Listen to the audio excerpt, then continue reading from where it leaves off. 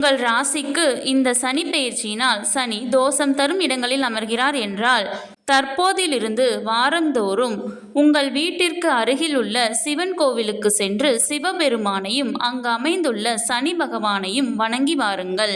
எல்லாம் வல்ல எம்பெருமானாகிய சிவபெருமானை முழுமையாக நம்பி வேண்டி வணங்கினால் தீயாய் சுட்டெரிக்க வரும் சனியின் தாக்கம் பூவாய் மாறிவிடும். பிறகு திருநள்ளாற்றில் அடுத்த வருடம் 2026 நடைபெறவிருக்கும் சனி பெயர்ச்சி சிறப்பு வழிபாட்டிற்கு சென்று சனீஸ்வரனையும் தர்பாரண்யேஸ்வரனையும் வணங்கிவிட்டு வரலாம். சனி போல் கெடுப்பார் இல்லை என்பது எவ்வளவு உண்மையோ அதேபோல் சனி போல் கொடுப்பாரும் இல்லை என்பதும் அவ்வளவு உண்மையே. ஆகையால் அனைவருக்கும் அனைத்து விதமான சம்பத்துகளும் அருளி சௌபாக்கியமாக வாழ வேண்டும் என்று வேண்டி வணங்கி விடைபெறுகிறேன். கீழே உள்ள ப்ளே பட்டனை கிளிக் செய்து முழு வீடியோவையும் பார்க்கவும்.